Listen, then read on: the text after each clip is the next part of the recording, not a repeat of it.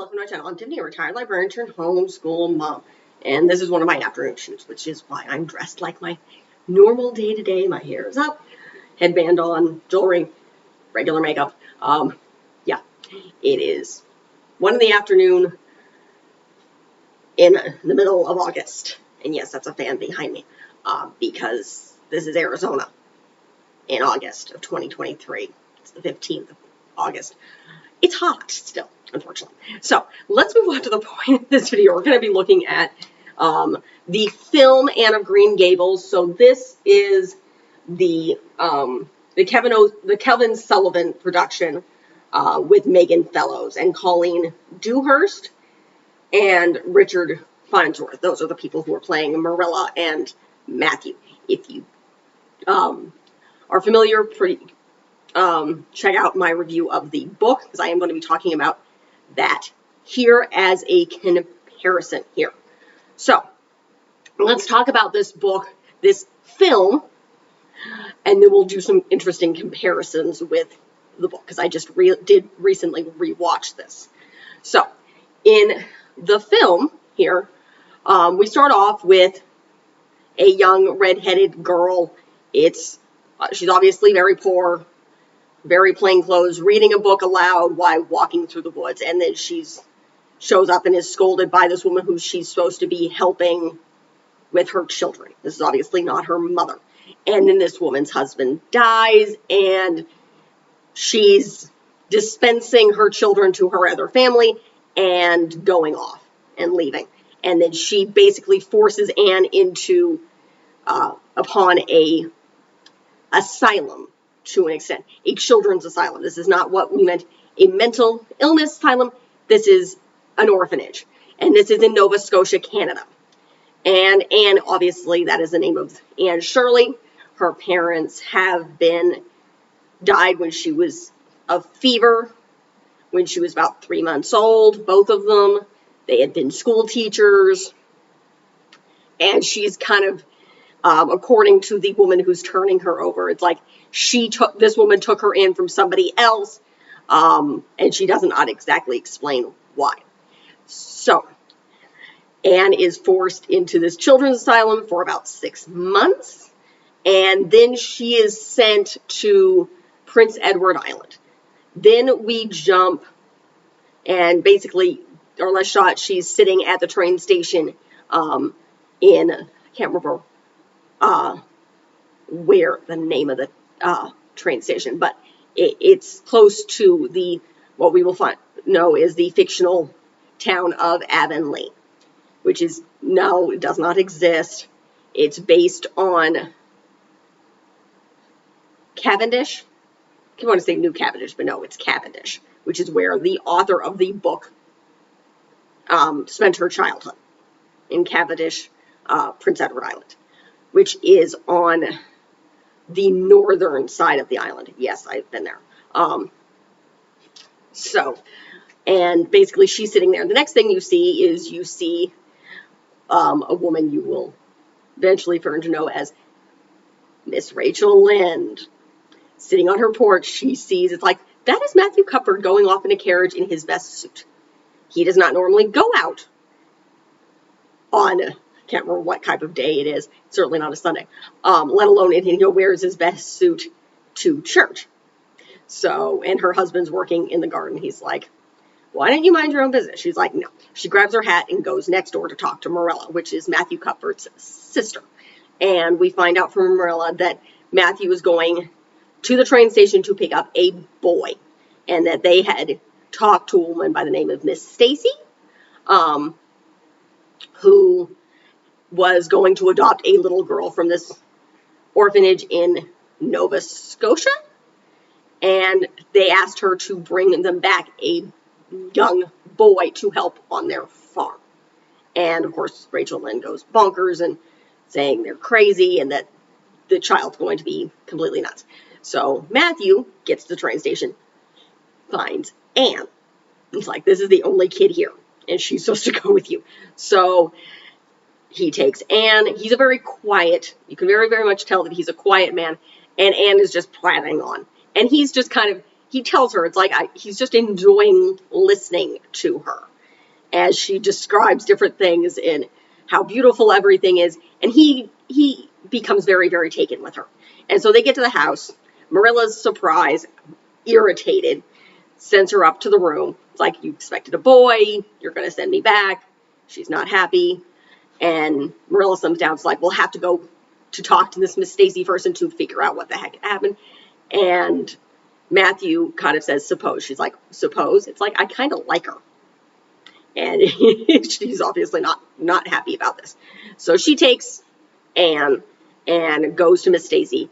They find out it was a mistake, but she says, we don't have to send her back. We can give her to this other woman who has a bunch of children. And Anne is obviously very depressed about this because she's 11. And she's been looking after other children for a long time, other people's children for a long time. But Marilla's like, maybe not. I have to talk to Matthew about this.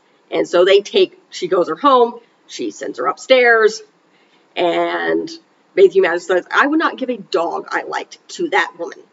And eventually Marilla decides to keep her. And we have a couple of different adventures where Marilla accuses Anne of stealing a brooch that Marilla actually misplaced. They go to a picnic. She befriends Diana Barry, who's the daughter of a wealthy man who lives nearby.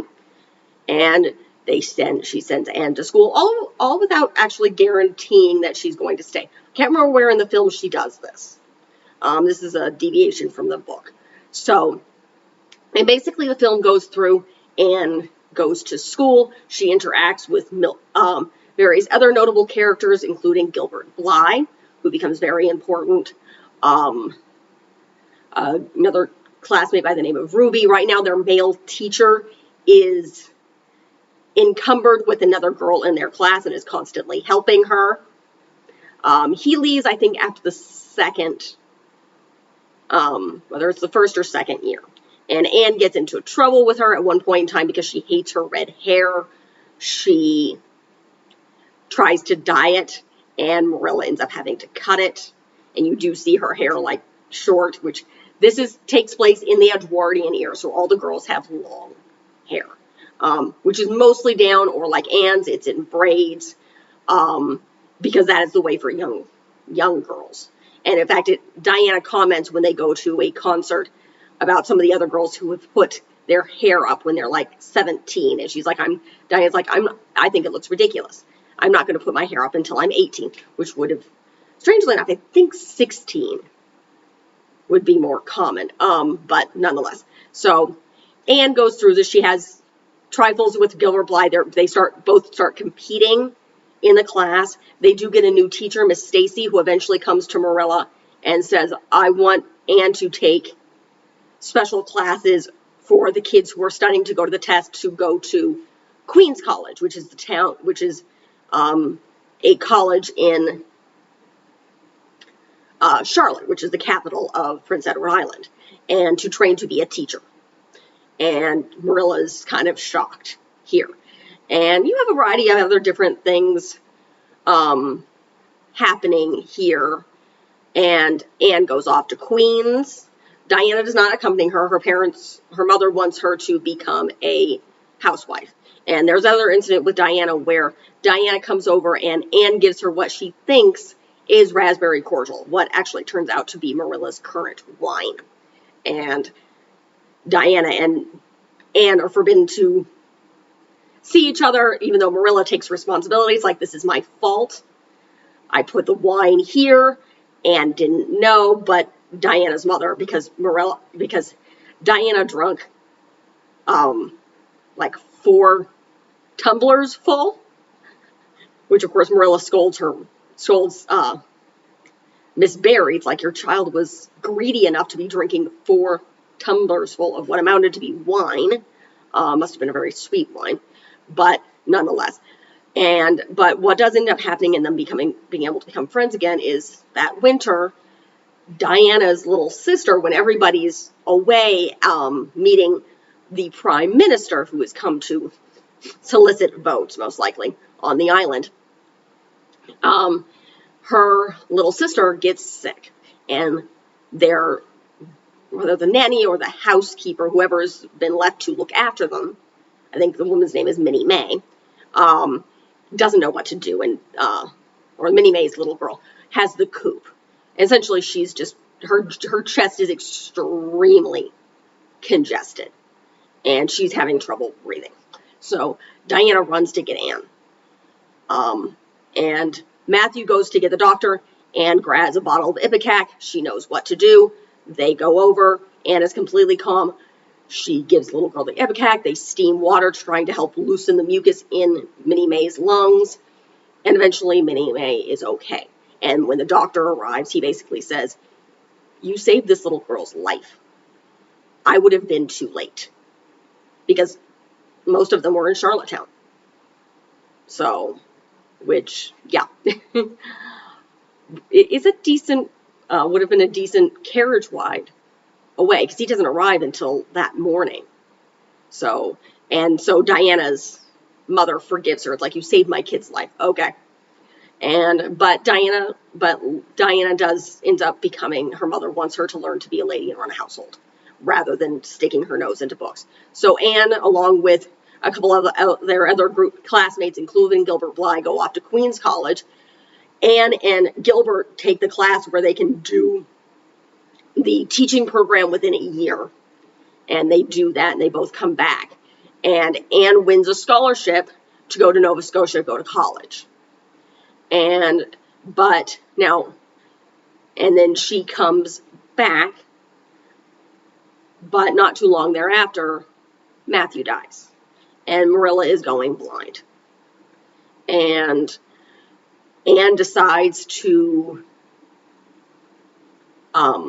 stay in Green Gables and take her classes by correspondence and teach. She's going to be teaching in a different town. But then Gilbert, who can't afford to, his dad can't afford him to send him to medical school. He's going to earn his way. So he's going to be teaching in Avonlea. Well, he goes to the school board and asks to switch. So Anne is able to teach at Avonlea School, and Gilbert takes the other school.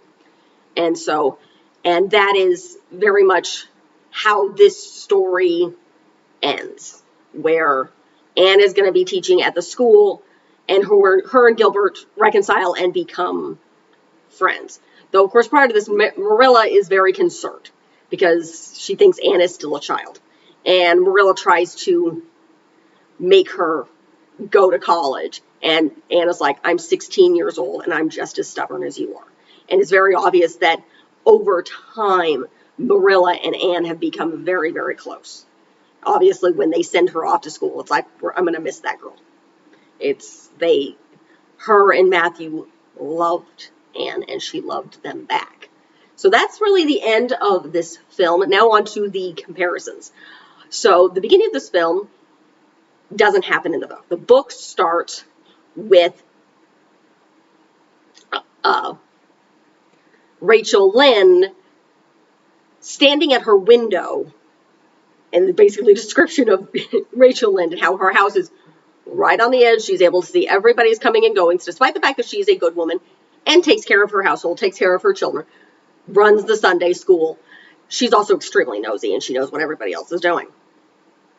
So she sees Matthew in his best suit going off somewhere. And also have a slight description of Matthew Cuthbert, who is a bachelor in his 60s, is afraid of women, even young children, even young girls. He's afraid of women, period, except for his sister. They make him nervous. So Rachel Lynde goes over to Marilla. Marilla is expecting her, knowing her friend. It's like, yes, I know she's annoying, but, we've been friends for years. We've been neighbors for a very long time. So she's expecting her and explains they want a boy. And she had set up, I think, a couch in the side for this. So, and then it goes to kind of the description where Matthew finds Anne and brings Anne home. And that's pretty much how it is, book to film. That translates quite thoroughly. The next major difference is, Anne and Marilla go into Miss Stacy's house and are talking, rather than the film where they're kind of talking in the carriage. And then this other woman comes in. And I believe, I don't know whether it's after this or prior to this, Marilla asks Anne her backstory, and says that her parents have both been teachers. They moved to a different town. They both died when she was very young. She was taken in by this alcoholic woman, who, and her husband, and then she was taking care of that woman's children, and then that woman's husband died, and this woman went to stay with her aunt, with her sister, and Anne went to somebody else, and that happened once more, where this other woman, again, her husband dies, and she, I think, again, gets rid of her children and goes off somewhere. And then the last one gets rid of all of her children and goes to America and never comes back. So, and that's how Anne ends up at the asylum. Though she's not there for that long. She's not there for 6 months. She's there for like 6 weeks. And she hates it. And then she's sent to Prince Edward Island. And the other major difference is Marilla tells Anne, she makes the decision that night with Matthew to keep Anne. And she tells Anne at the end of the next day.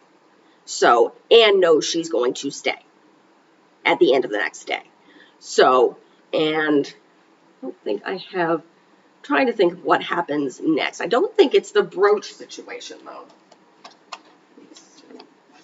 Stand through here. Drop things on the ground here, because I have Anne of Green Gables with me right here. Let's see. We'll look at the chapters, because the chapters are pretty description. Pull up the description. Here we go. Yeah. Marilla makes up her mind after Anne's history. And then Anne learns how to pray, which is, again, something in the film as well. She insults Miss Rachel Lynde and has to apologize. Yeah, that's in the film, too. Anne goes to Sunday school, which they skip out of the film. The solemn vow and promise, I believe that's where she meets Diana. Delights in anticipation. Basically, there's going to be this picnic. Anne's confession, where she makes up stealing the brooch, and then Marilla finds it because Marilla wouldn't take the truth. There's an apology there on both ends. She goes to school. Then you have the invited to tea situation, which is where the drunkenness happens, and a new interest in life. This is where she really devotes herself to her education. And to the rescue. This is, again, where I mentioned in the film where Anne has to come save Minnie May. And then a concert, a catastrophe, and a confession. So that is where Miss Stacy, their new teacher, I'll make another moment. In the film, they show a lot of the kids the same age. Like the girl that the teacher is hitting on is the same age as them. She's not in the books. She's older. She's studying to go to Queen's College, and he's paying extra attention to her.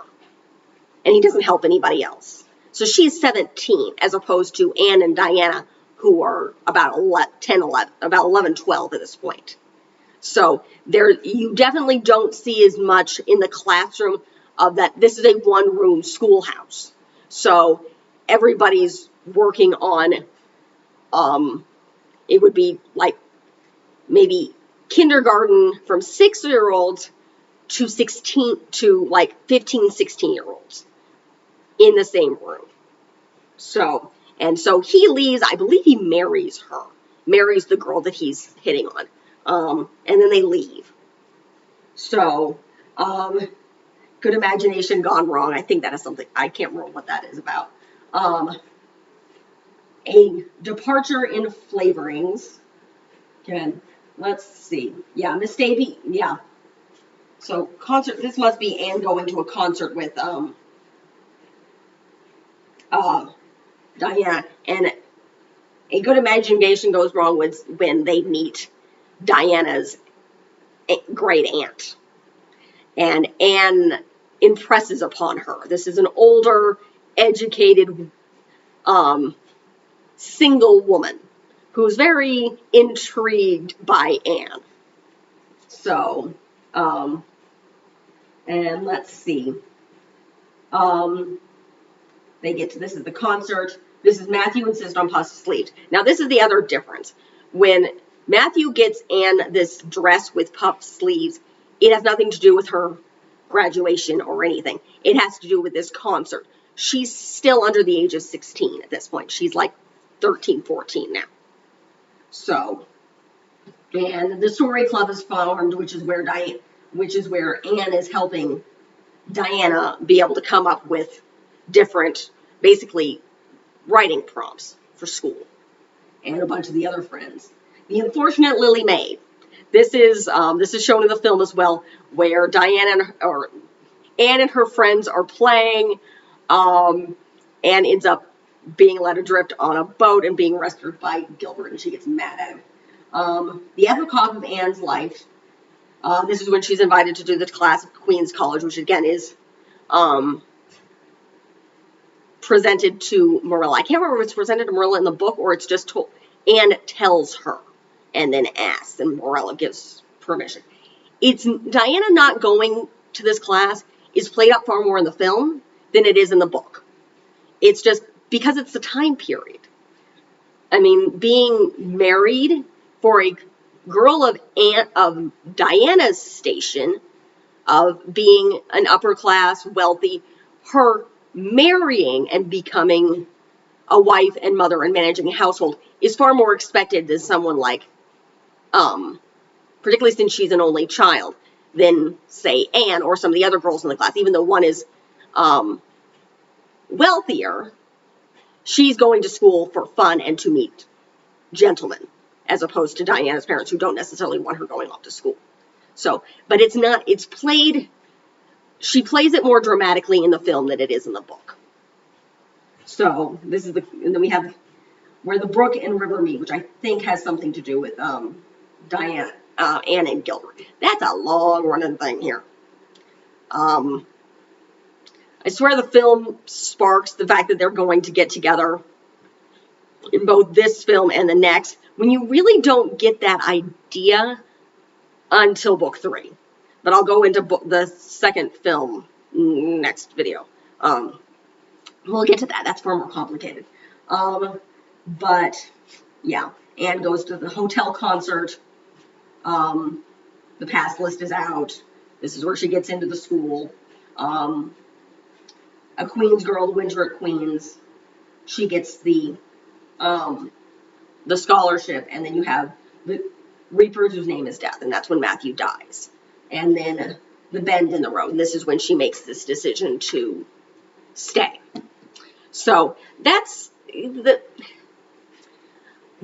film does a pretty good job of getting the gist of the story. But again, they play some fast and loose with certain things. They make Anne seem more of a outcast than she really is. She's very much a part of the community. She very much makes friends. Most of the girls in their class around their age are friends, even though there's that brief split between Anne and Diana I don't think that lasts very long. Trying to think if that, it may have been late summer when the incident happened, and it's winter by the time it's fixed. So, and they play that decently well. So, though I think they make the woman who's looking after them seem older than she is. Because in the book, it's implied that she's very young. She's like a young housemaid of the house. Because again, Diana's family is wealthy. So that's really the end of this video. This is of the films I'm describing, is the one that sticks closest to the book. Everything else goes off the rails. The third one really goes off the rails. We'll get into that. Really goes off the rails. And I am going to be reviewing the Road to Avonlea, which is the series that is loosely based on a lot of the short stories written by L.M. Montgomery. Though I, again, have to completely rewatch the series.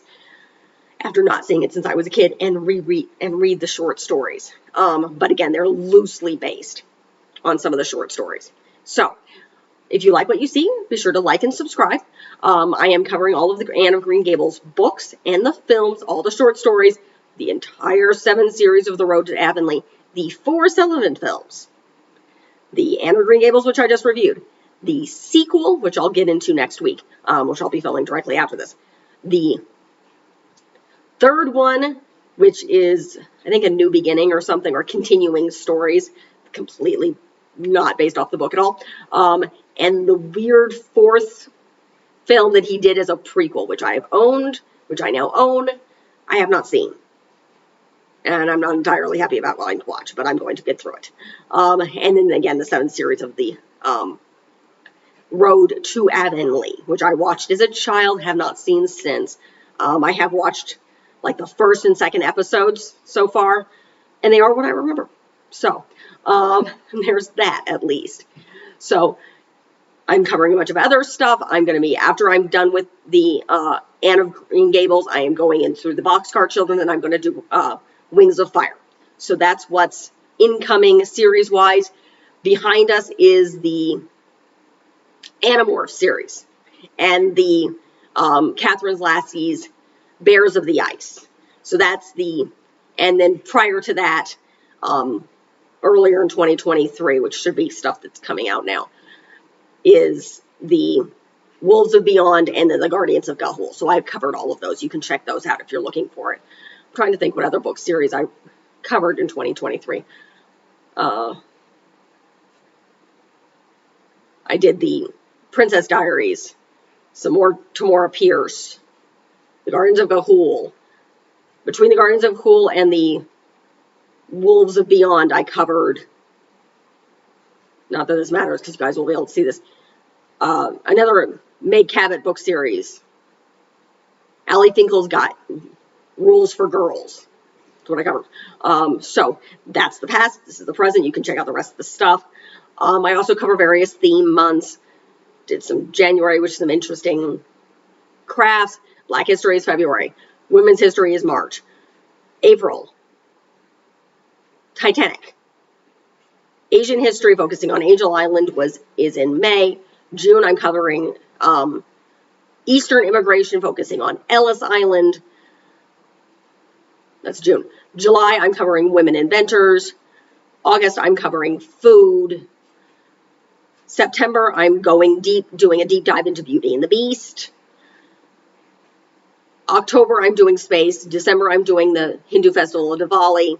And then going back to mysteries in December. So that's what's incoming. So check out what I've got. I have a good catalog and look forward to more. Thank you.